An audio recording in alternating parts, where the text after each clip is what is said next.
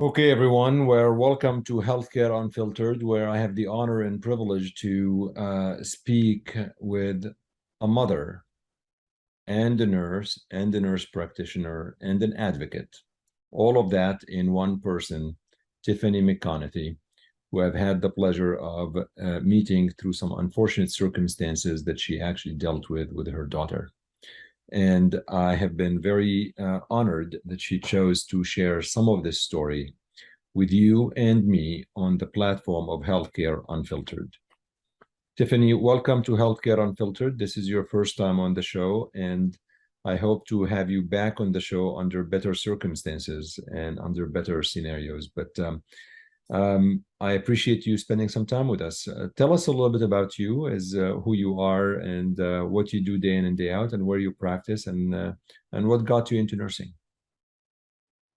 So I am 35 now. I am a wife and an oncology nurse practitioner. I started my nursing career in 2009, which is when I started school for my associate degree in nursing.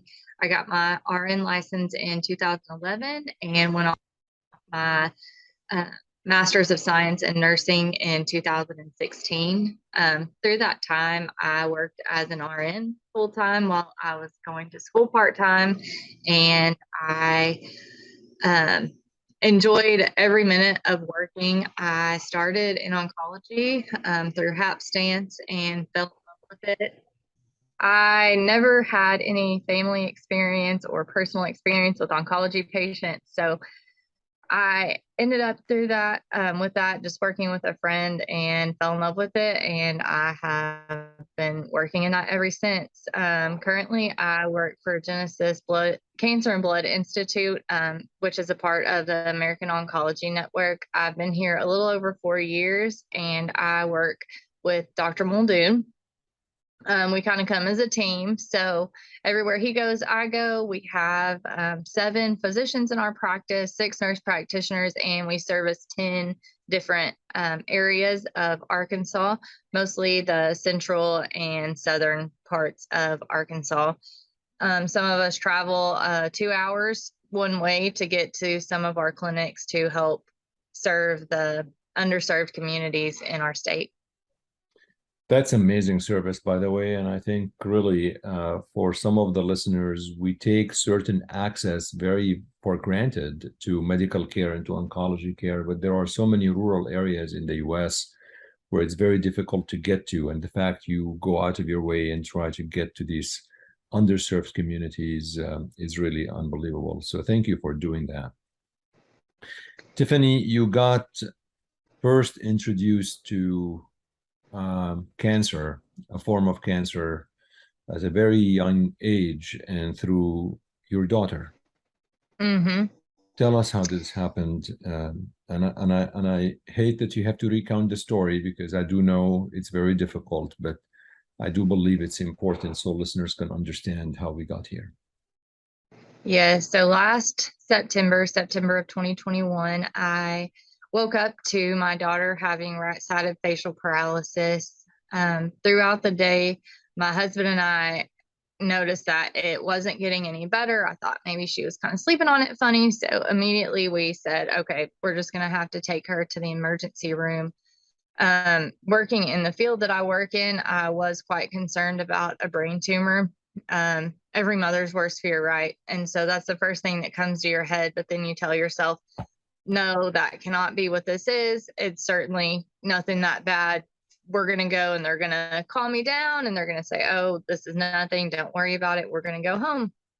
So that's pretty much what happened. We were evaluated by an ER resident and then the ER attending, followed by a pediatric neurologist, who all assured me that she had a simple case of Bell's palsy due to ear infections that she had been having.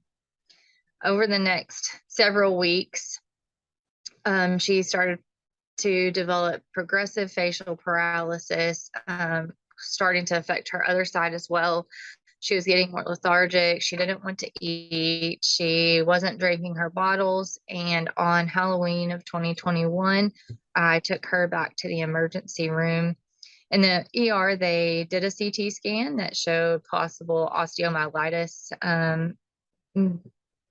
around her ear, where she had been having so many ear infections, and they were certain this is what was causing her problems. But they admitted us a little reluctantly, but they admitted us. They were going to put some tubes in, drain the infection, and hopefully get her back on the road to recovery.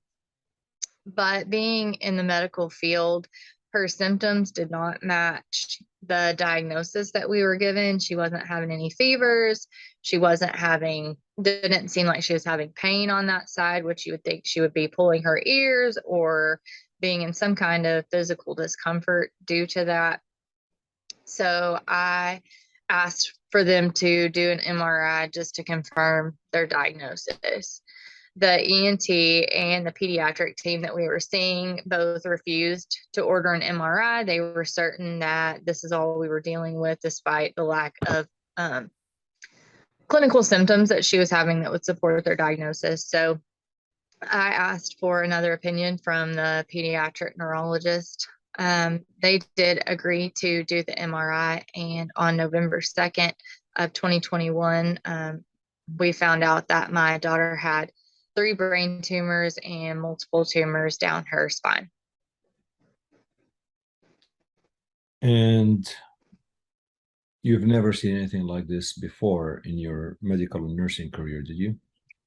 No, I solely work with adults, so we pretty much see anyone 21 or over here. And I had zero experience with pediatric cancer patients. Well, I won't say zero experience. I did teach RN students at the local community college. I was a clinical instructor, and we did have I taught at the children's hospital. So every once in a while we would have a pediatric cancer patient, but it was certainly not my expertise by any means. So I'm going to assume when you actually heard the news, you called people that you trust and asked their opinion. Could be some of your doctors, and you may have gone to google.com, try to figure out what's going on there.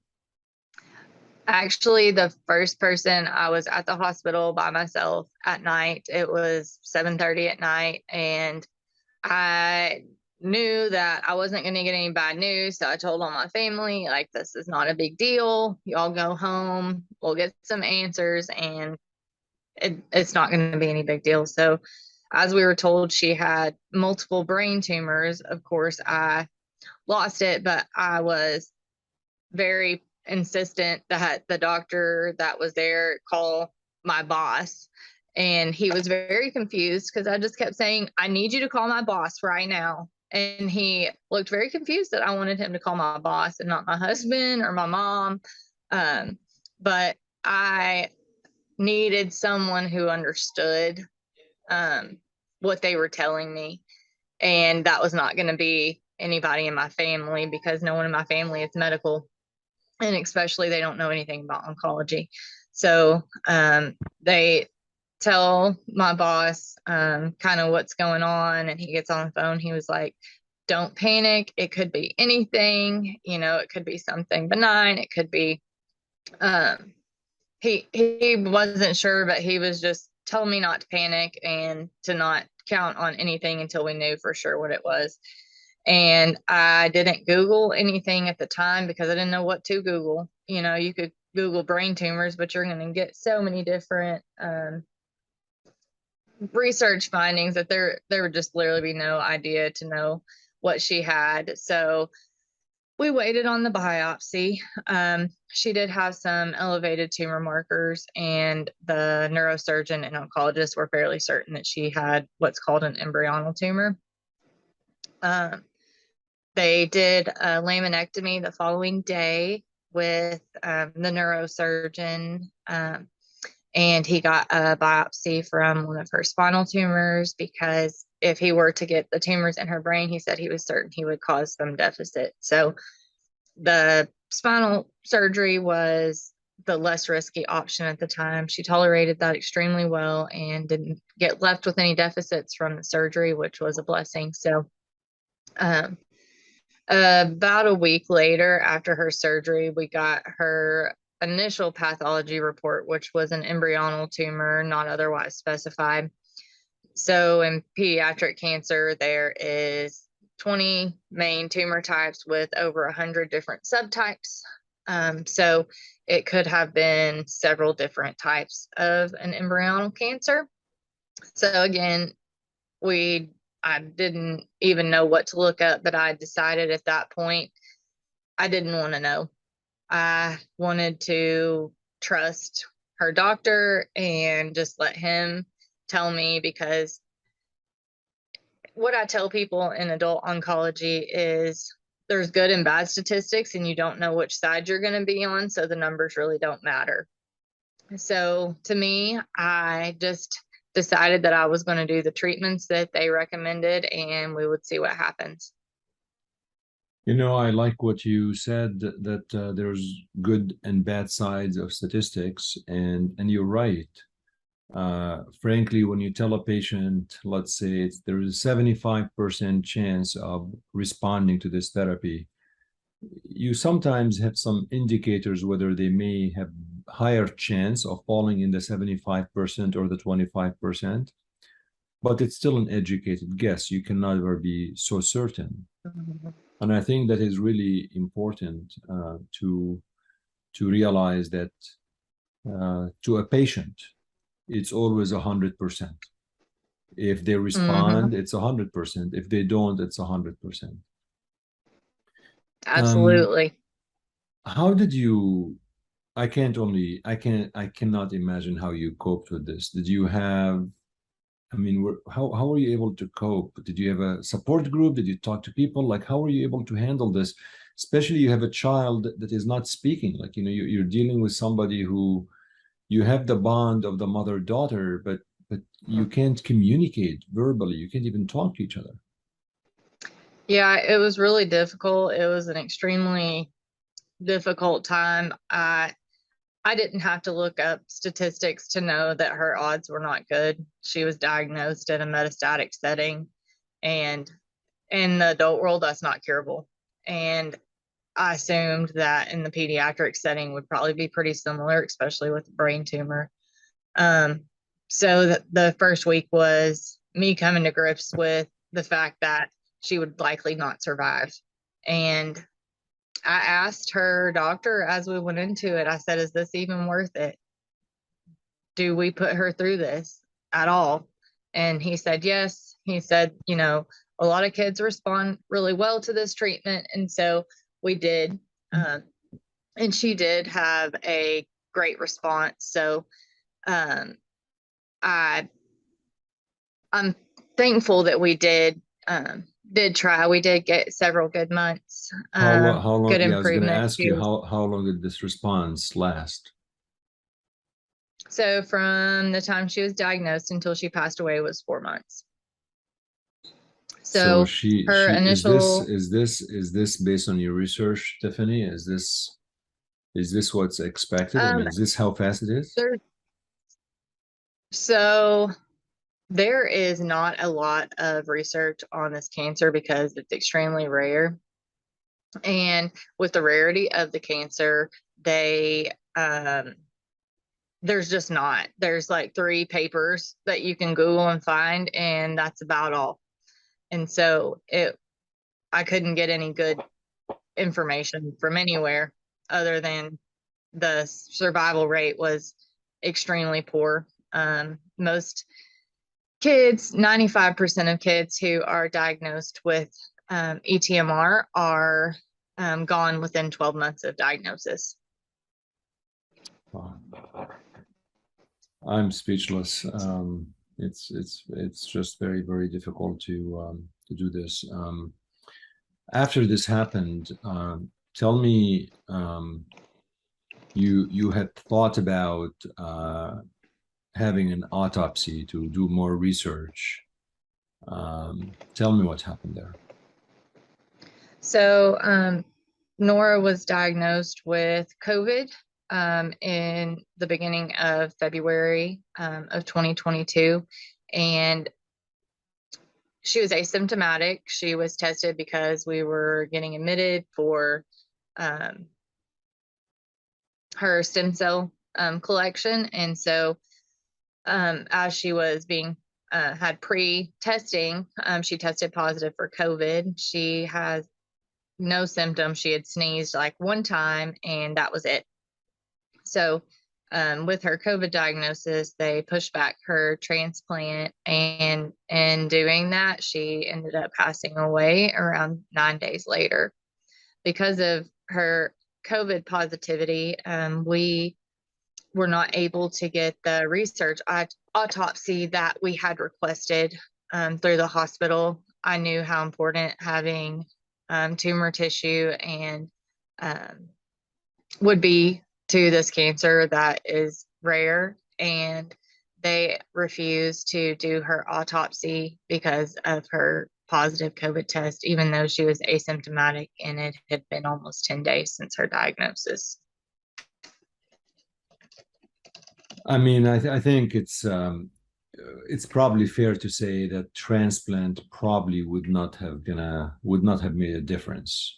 I mean, if someone is passing away 9 days after the possibility of transplant, it's unlikely would have made a difference, which I'm not sure how this will make us feel. It's still very bad tragedy, but I also think that it was, I'm not really sure. I mean, this is one of the stories where the decisions pertaining to COVID was clearly inappropriate. This was February 2022.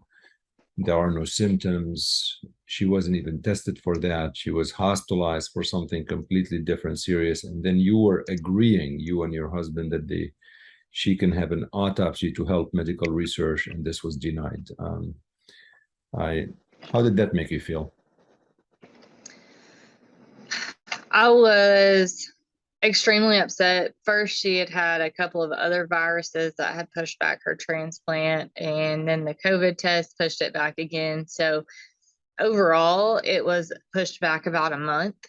And with the aggressiveness of her cancer, so we assume when she was diagnosed, that was probably her first tumor. It was on a facial nerve in her brain. And with that initial diagnosis from that likely one solid tumor, she went from one to innumerable tumors down her entire spine. So they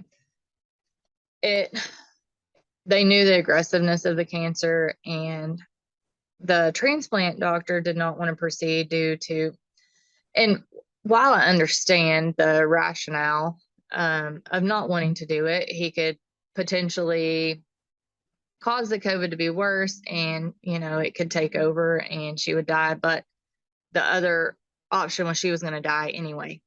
So to me, with the aggressiveness of her cancer, I felt like it would have been more appropriate to go ahead and proceed with treatment. Would it have ultimately saved her? No. Would it have bought her more time? Possibly. Would she have died from side effects from the treatment? Possibly. Unfortunately, I have seen 3 children die from treatment-related side effects and not from their cancer since Nora's diagnosis, which has been right at a year. That is, to me, totally unacceptable. Yeah.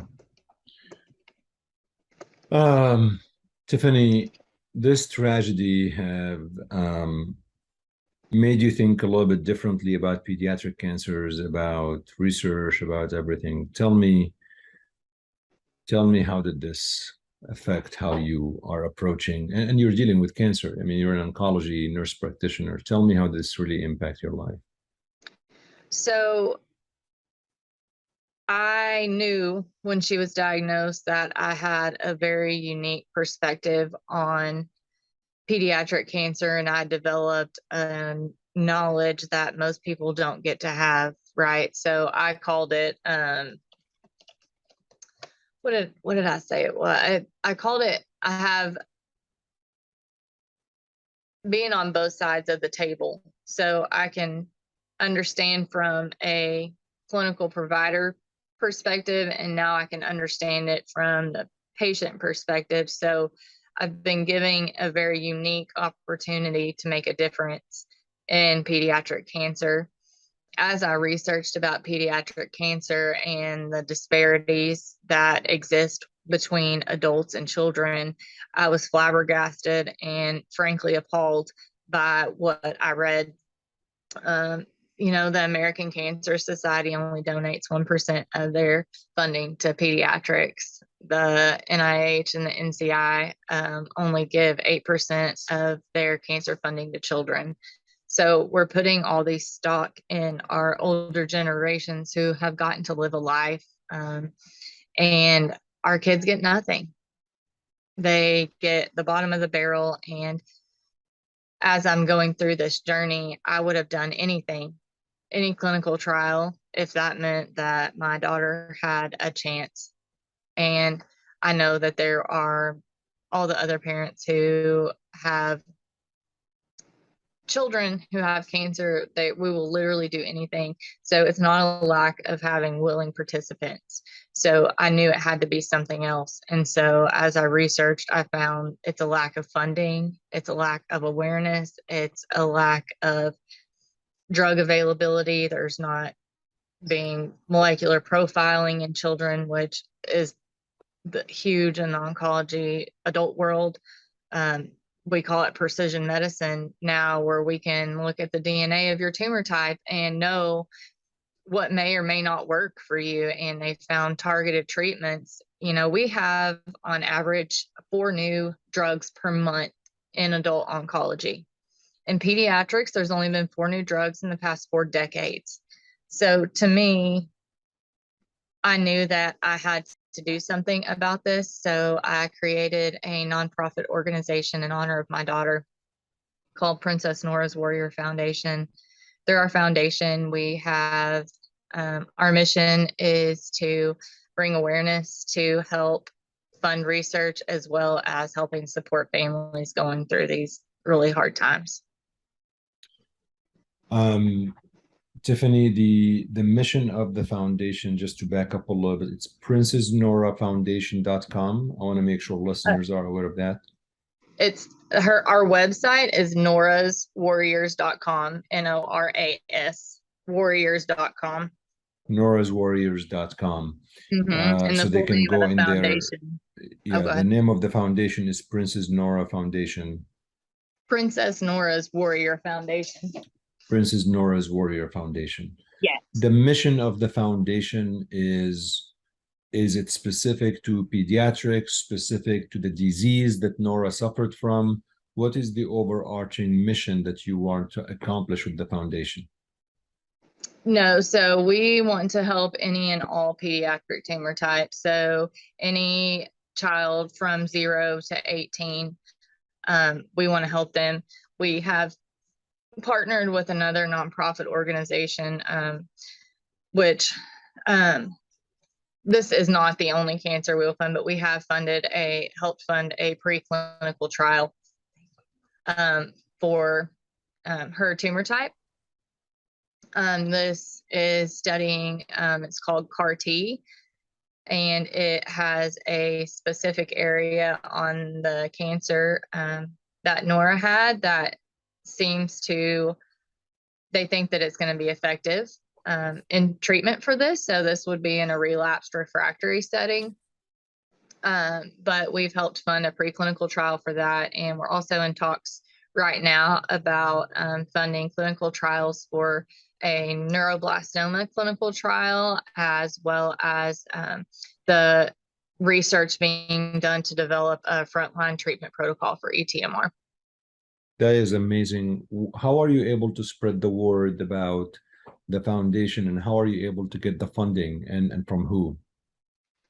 It has been a whirlwind. Our community has just really stepped up in trying to help us and help support us through this mission.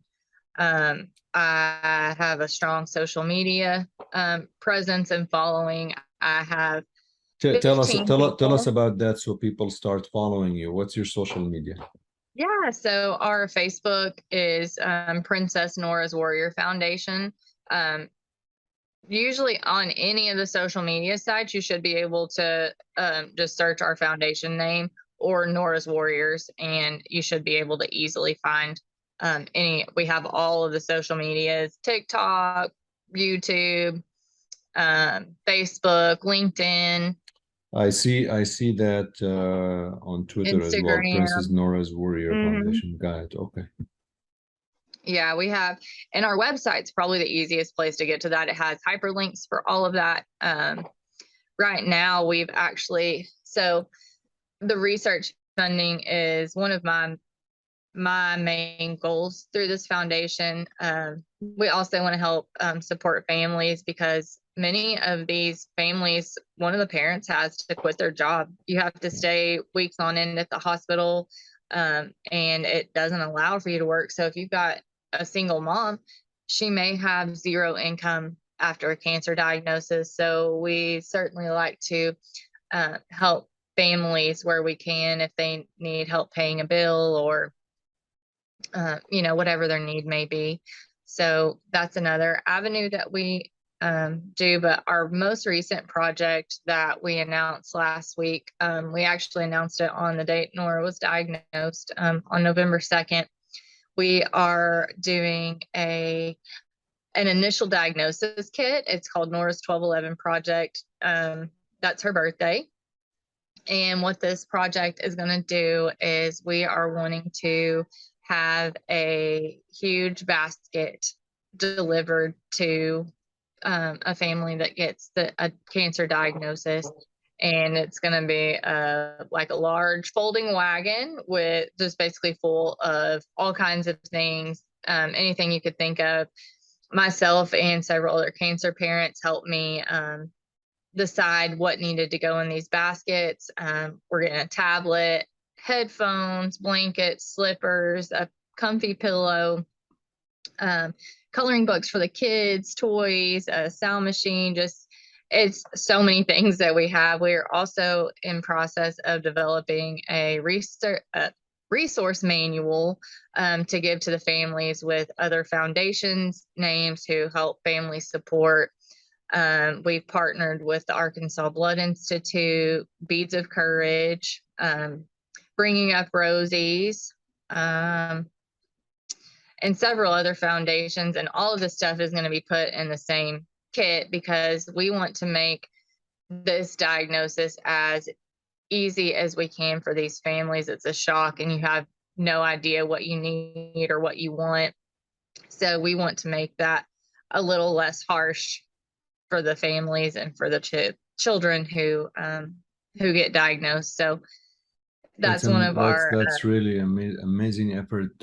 Tiffany, you mentioned something earlier. Just want to get back to it, and I promise I won't let you stay for long. But your sense is that there's less research dedicated to pediatric cancers, and you suggested that maybe there's even for precision medicine and molecular profiling, it doesn't happen as often in patients with pediatric cancer. Is that just a sense that you have, or do you actually have data, statistics? Like, did you research that? So I don't have a lot of data or statistics nationally. I did have a talk with my daughter's oncologist. I do keep in touch with him, trying to figure out what our foundation can do to help Arkansas Children's Hospital as well as any other hospitals in the country. Somehow we've made it to a list in Colorado, which we found out about recently, which is so awesome. Like, I can't even describe to you like how excited I was. Like, we didn't start that, they just found us. And so anyway, that's Wow, off the point. wow. But I have been talking with Nora's oncologist, and when she was diagnosed, I asked if they were going to send her tumor for molecular profiling. And the response I got was, we don't normally do that in kids. So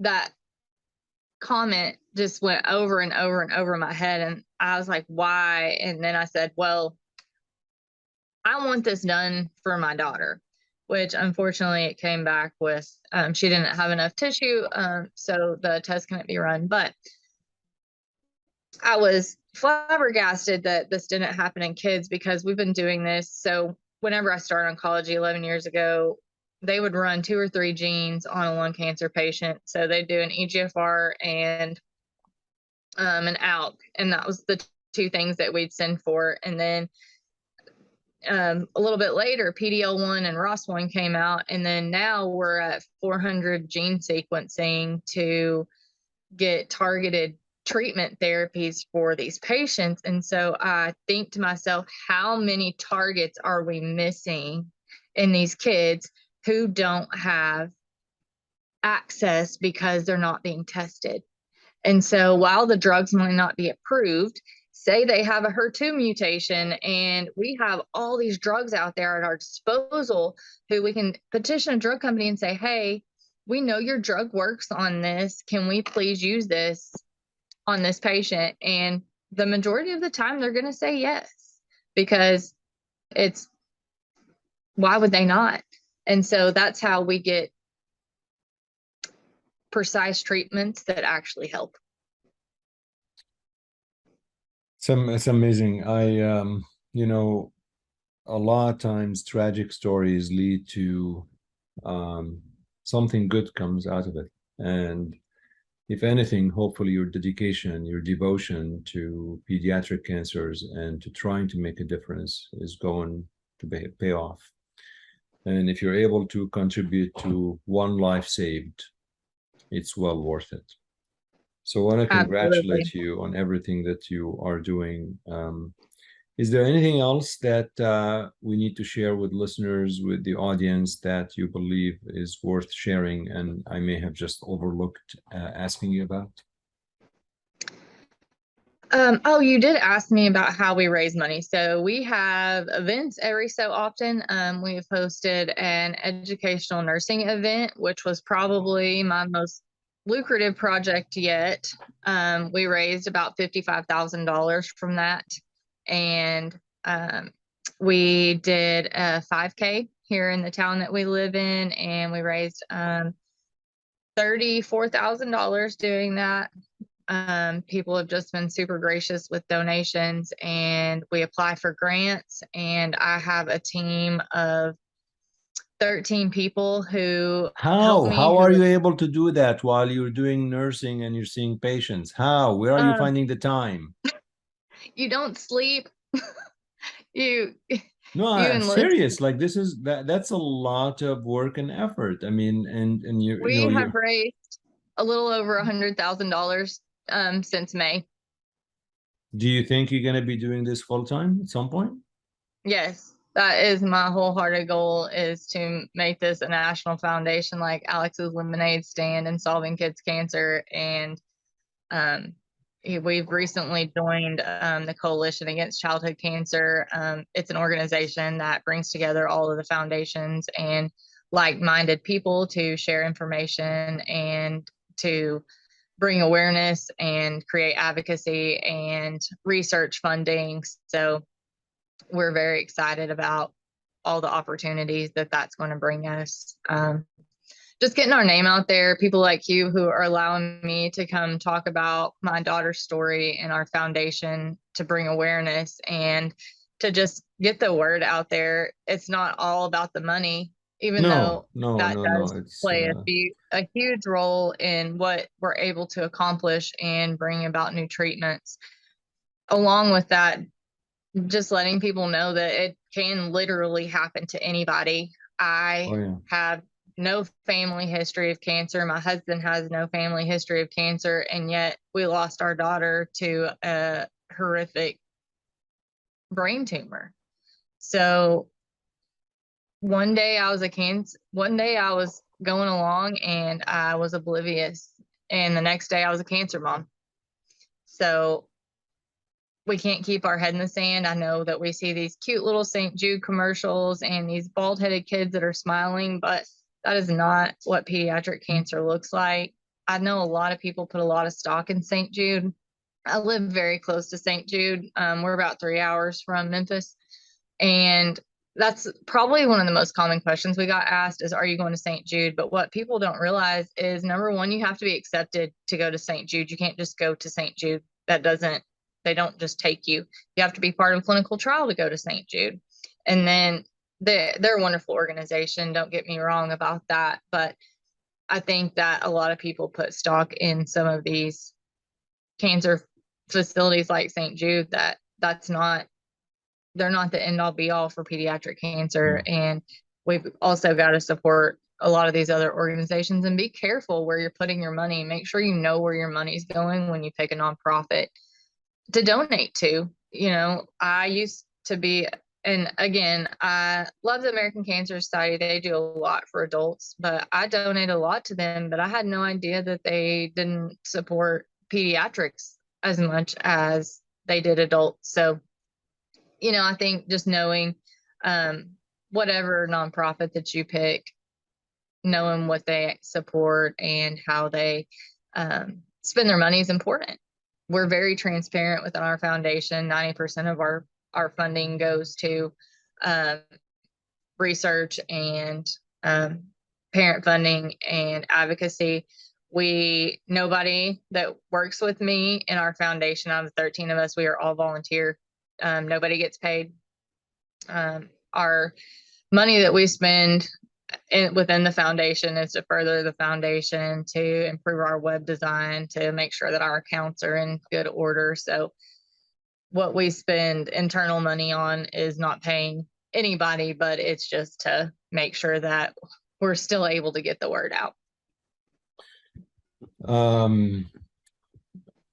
This is really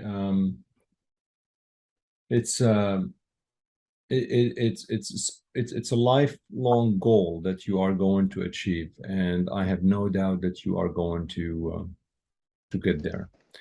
I cannot thank you enough for giving me an opportunity to get to know you and to get to know the story. And I hope that we'll be able to disseminate this information broadly into a lot of folks. And I hope that you achieve your dreams as you really continue on this mission. Tiffany McConathy, thank you so much for visiting with me on Healthcare Unfiltered. Thank you. Thank you.